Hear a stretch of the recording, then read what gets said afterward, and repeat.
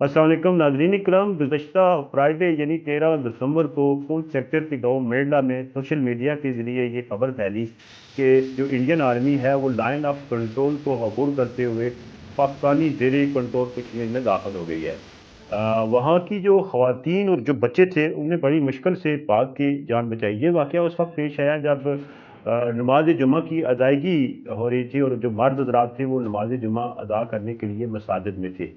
वहाँ की जो ख़वातीन और बच्चे थे उन्हें बड़ी मुश्किल से बाग के नीचे आके शोर मचाया और वहाँ के जो नौजवान थे वो मौजूद थे, उन्होंने जाके वहाँ पे फायरिंग वगैरह की, जिससे वो इंडियन आर्मी वापस वहाँ से चली गई। ये भी सुनने में आया है कि इंडियन आर्मी जख्मी भी हुई है।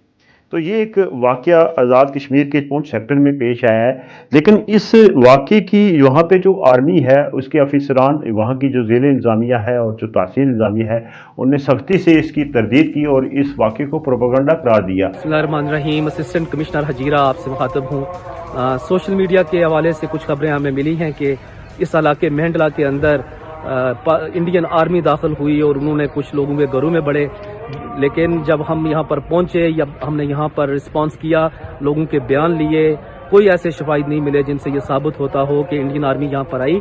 यहाँ पर किसी किस्म की ऐसी कोई बात नहीं हुई। सोशल मीडिया पर जो खबरें फैलाई गई हैं वो महज सनसनी फैलाने के लिए की गई हैं। उनके खिलाफ सख्त से सख्त कार्रवाई अमल में लाई जाएगी।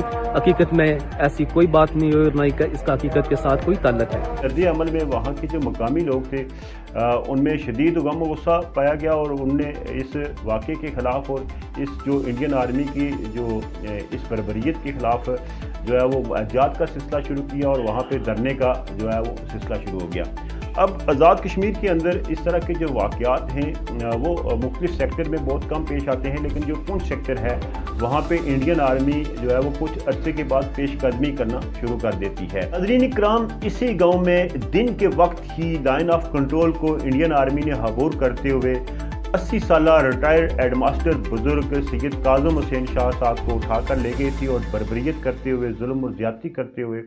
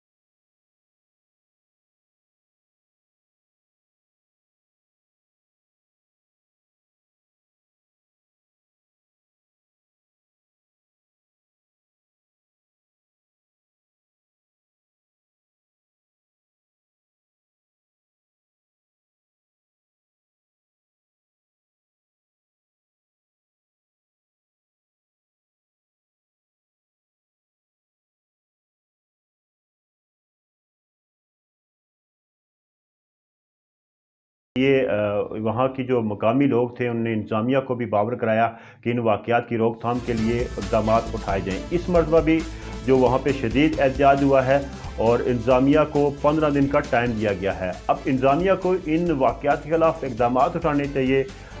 इसके अलावा वहाँ पे इस तरह का कोई हादसा पेश आ सकता है और फिर हालात की ज़िम्मेदार जो है वो वहाँ की इंतज़ामिया हो सकती है। बड़ा हसास किस्म का मामला है। इस वाक़े पे जो है वो यहाँ की जो इंतज़ामिया है उसको इक़दाम उठाने चाहिए।